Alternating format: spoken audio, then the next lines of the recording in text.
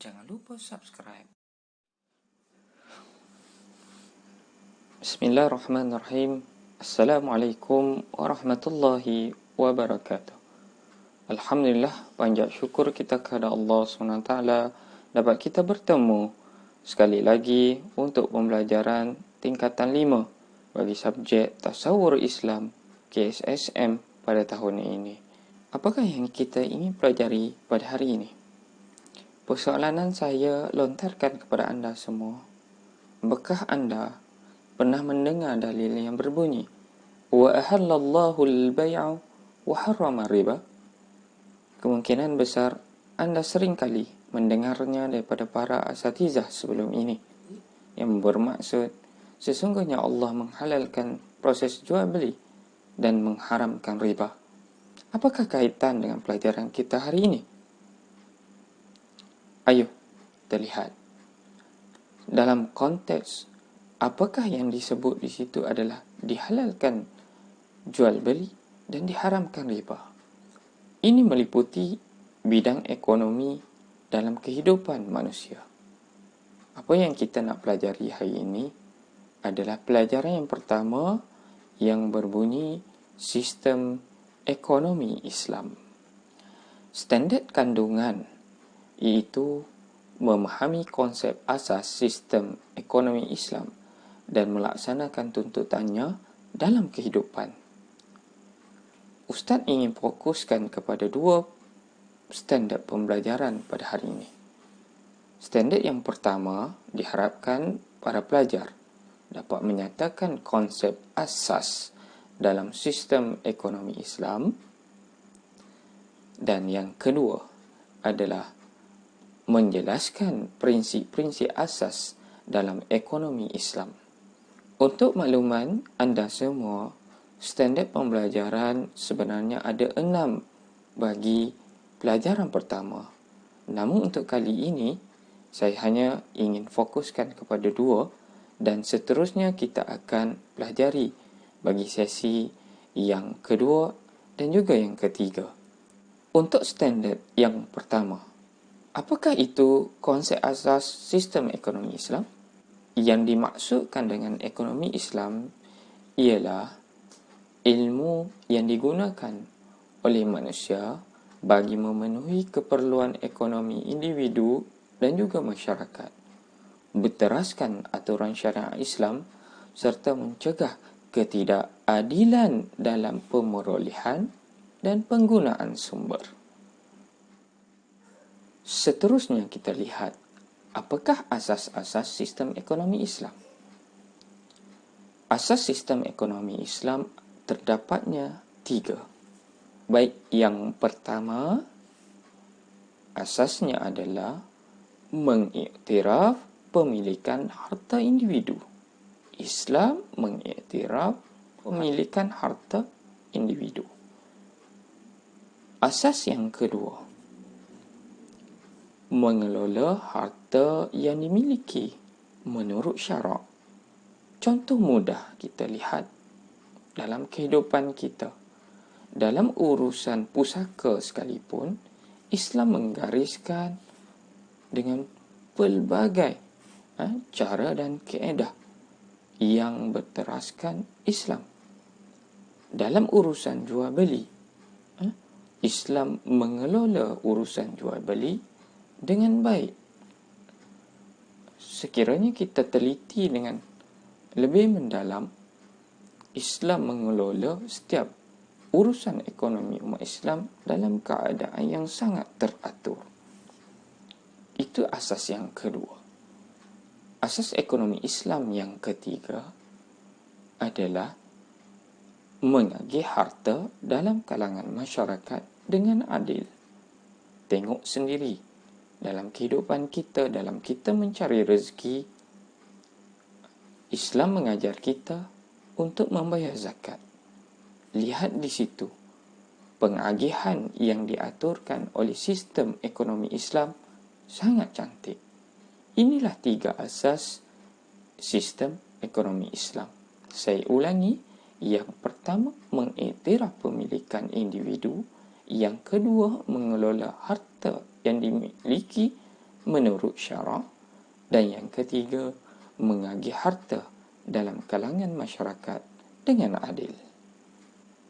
Apakah sumber utama sistem ekonomi Islam? Sistem ekonomi Islam bersumberkan dengan 4 sumber utama, iaitu yang pertama adalah Al-Quranul Karim, yang kedua Al-Hadis, yang ketiga Al-Ijma', dan yang keempat adalah Al-Qiyas.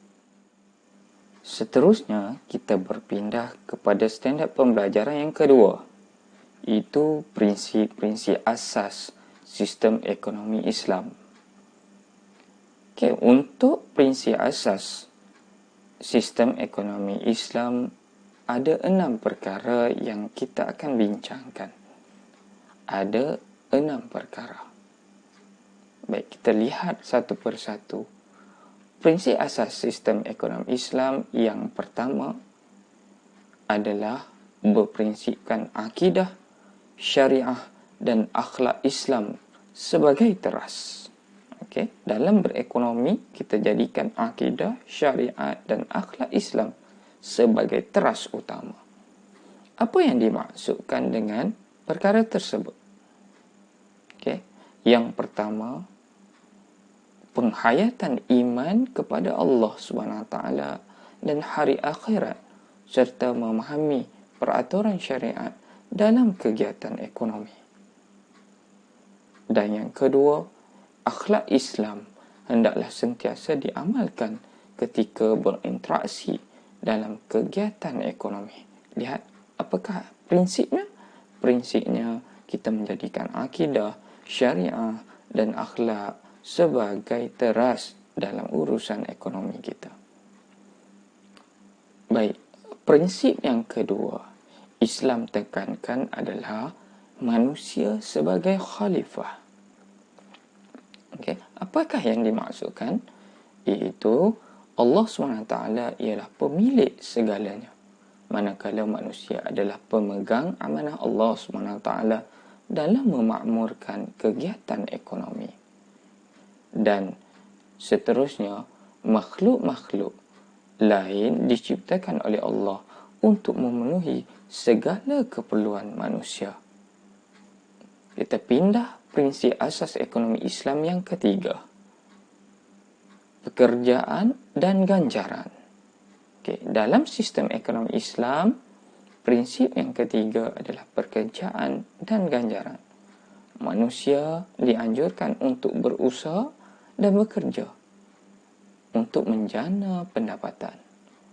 Penglibatan manusia dalam kegiatan ekonomi merupakan ibadah. Berniaga ibadah, berurusan jual beli ibadah, hutang piutang boleh pun jadi ibadah. Dan pekerja hendaklah diberikan ganjaran yang setimpal oleh majikan. Kita pindah prinsip asas ekonomi Islam yang keempat, keuntungan dan kerugian. Keuntungan dan kerugian dalam kegiatan ekonomi ialah perkara lumrah. Mekanisme mudharabah dan musyarakah digalakkan bagi memenuhi prinsip ini. Kita pindah prinsip yang kelima, iaitu keadilan sosial. Dalam ekonomi Islam, keadilan sosial sangat ditekankan, iaitu kegiatan ekonomi mesti membawa keadilan sosial kepada segenap lapisan masyarakat. Keperluan hidup asasi individu seperti makan, tempat tinggal dijaga dan dipelihara. Dan prinsip asas ekonomi Islam yang keenam adalah larangan kerosakan dan kezaliman. Sebarang bentuk kerosakan sama ada kepada manusia atau alam sekitar dalam kegiatan ekonomi hendaklah dielakkan. Hendaklah dielakkan. Islam mengharamkan penindasan, penipuan, eksploitasi, pencemaran alam sekitar, pembaziran dalam kegiatan ekonomi. Ini menunjukkan bahawa keenam-enam prinsip ini melengkapi segala kegiatan ekonomi Islam. Begitu cantik sekiranya manusia mengikuti luhur-luhur ekonomi Islam untuk menjalani kegiatan ekonomi kita seharian. Alhamdulillah, kita sudah pelajari dua perkara pada hari ini yang utama, iaitu yang pertama, konsep asas sistem ekonomi Islam, dan yang keduanya adalah prinsip-prinsip asas sistem ekonomi Islam.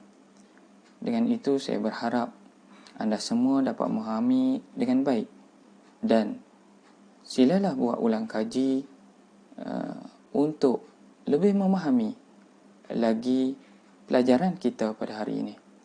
Sekadar itu pelajaran kita pada hari ini, insya-Allah untuk standard pembelajaran yang ketiga hingga keenam akan kita sambung pada pelajaran yang akan datang. Apa yang baik itu daripada Allah SWT, dan apa yang kurang itu dari kelemahan saya sendiri. Saya akhiri dengan wabillahi taufiq wal hidayah. Wassalamualaikum warahmatullahi wabarakatuh.